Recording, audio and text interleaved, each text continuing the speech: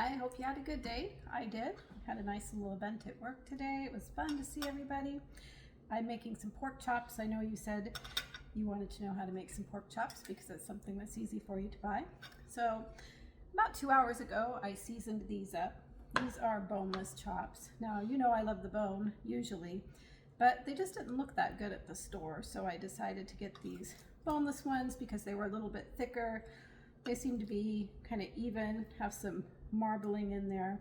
So even though I prefer the ones with the bone, you're always better off getting the product that seems to have the most value and looks higher quality versus just getting your heart set on something. So anyway, I've got that going on, and I'm going to make some sage brown butter sauce to finish these off.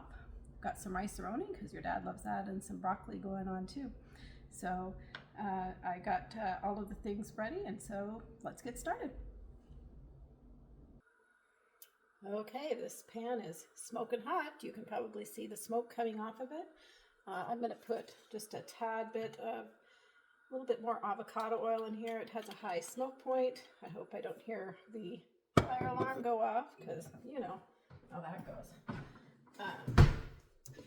So anyway, I'm going to start searing these chops here. And so there's a couple cues I'm going to be looking for. One, of course, is the browning that we're going to get. And then the other is, as a piece of meat cooks, it kind of stiffens up as it becomes cooked. I'm starting with the fat side to the outside here. And we'll get started on that.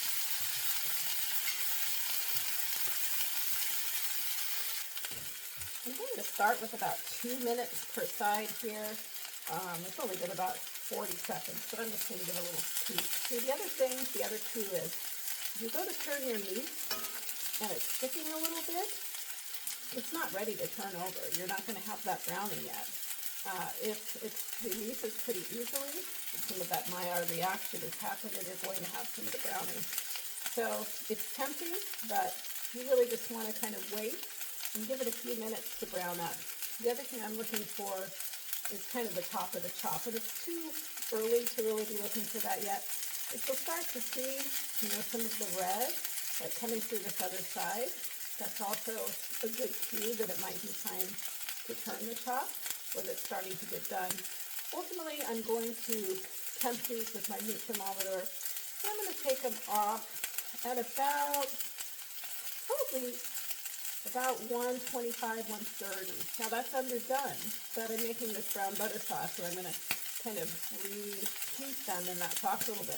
We don't want them to be too dry, and then have them all the way done, and then put them back in the sauce and turn into cardboard.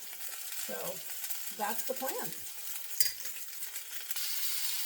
Okay, I just flipped these chops, and really it took a while. It's been about 4 minutes. I think maybe I could have had the pan a little bit hotter, but I just didn't want to hear the fire alarm this evening. So I'm just kind of letting these cook. You'll want less time on the other side. We're also going to put it down in that brown butter sauce. And the most important thing with a pork chop is make sure you do not overcook it. Once you overcook it, it's dry and forget about it. So I'm just going to give these maybe another minute, give it a temperature check, and then see where we are. Okay, so I'm taking the temperature of this one. You can see I put the thermometer down into the center of the chop here, through the side, and it's only at about 100, so it has a little ways to go. Now this one was a little bit thinner, so you also want to keep an eye on the thicknesses of your chops, and it's at 120, and I'm going to take this guy out right now. And I think this other thin one right here is ready to come out. And yeah, I think we're getting there. This is good. So these are coming out, and we'll get started on the next step. Turn on the pan. I'm going to wash out this pan so we can get started on our next step. Okay, our chops are resting. I'm going to cover them with a little bit of foil. Remember, the cooking will kind of keep on going, and they're still going to keep raising up in temperature.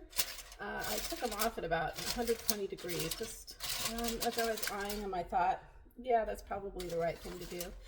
So I'm gonna set these aside for a little bit. And now we're gonna get started on our browned butter sauce, which of course starts with butter. I have some Irish butter here, and it was I don't know, 4 or 5 tablespoons.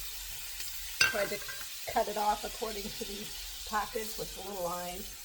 You know, maybe it's 6, I don't know. So I'm just gonna get started with that. Gonna let it kind of melt a little bit. And then after that, boy, that sage plant out there is going crazy. It smells so good. I'll send you some before Thanksgiving. Anyway, I have quite a few sage leaves here, and one of the things that I love most, honestly, is cooking these sage leaves in the butter, and they get all crispy and super delicious. And they just crumble up so easily, and it flavors the butter, and it's really good. So first, I'm gonna let this butter melt, and then we'll add the sage leaves. Okay. Oh yeah, see how it's kind of foamy? Once it starts really, it stops sizzling. Still a little foamy, so most of the water then has evaporated out, and that's what we want, because we don't want to soak our sage leaves. We want them to get nice and crispy in the butter. So I'm just gonna toss all of those in there. I don't even know how many there were, but it's probably equivalent to the maybe a few more than the size of a package that you would get at the grocery store in a little plastic container. So I'm going to let these cook up until they get nice and dark green. And when you take one out and test it, it kind of crumbles up on you. And that's when they're delicious. Oh man, I wish you could smell this. It smells really good. But I think these are done. The butter is nice and brown. So scoop these out onto some paper towel. Yeah. Okay, so they're nice and crispy. When you pick them up, they just kind of, whoo, can you hear that? Crackle, crumble. They're out though. Boy, do they smell good. Now that I have this beautifully smelling and flavored brown sage butter, I'm going to proceed to make the sauce. I think maybe I chopped a few too many onions, but I'm going to throw in some diced onions. And I'm going to let that soften up a little bit, and then I'm going to add a little bit of garlic. So let's let these get kind of softened up. So now what if you don't have any sage on hand and you don't really want to do the brown butter thing? You could just actually do brown butter with a little bit of garlic. As long as you don't burn the garlic, that would be totally delicious on your pork chop. The other thing you can do, and I'll do this for you sometime, is you can saute up some mushrooms and some onions together, and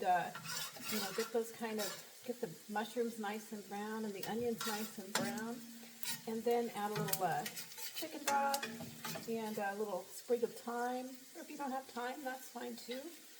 Let that cook up, and then add a little dash of cream at the end. And that makes a lovely sauce that you can put on your pork chop, and you can put it on some mashed potatoes as well, or over some white rice. That would be really delicious. These just need not too much longer. They're almost there. I'm just waiting for them to get a little bit softer and more translucent before we add the garlic.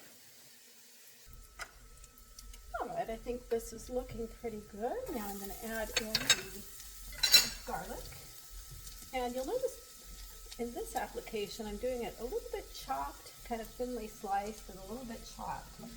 Now, I know I've told you before, if you're doing it like in a meatball or something like that, you want it grated really fine or put through a garlic press, because that's going to more evenly distribute over that product. But for this, we want it to go along with the onions, and it'll get a little bit nutty, kind of soft, a roasted flavor, and that's going to complement this sauce really nicely.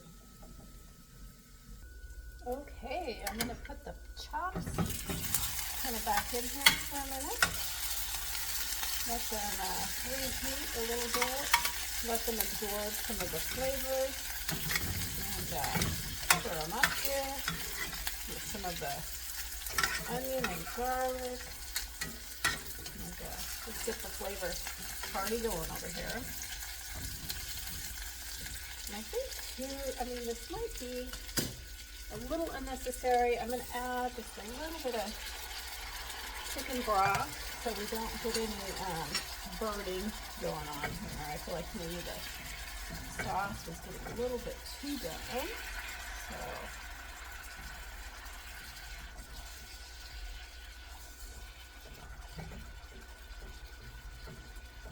that'll be pretty good. Give that a second.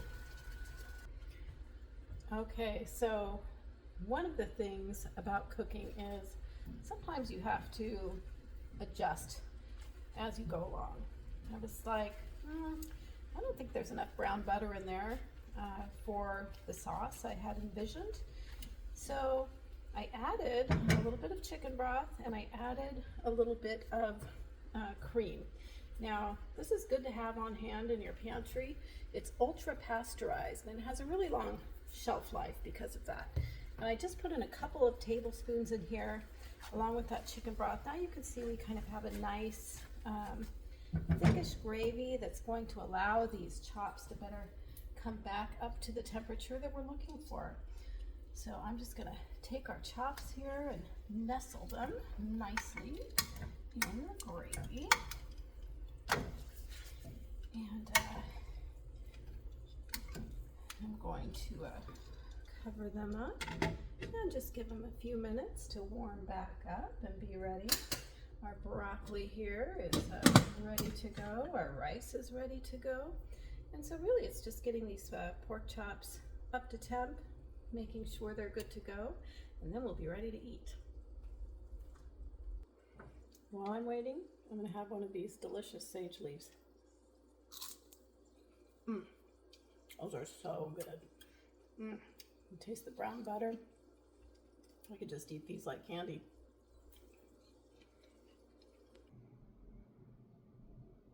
And bon appetit.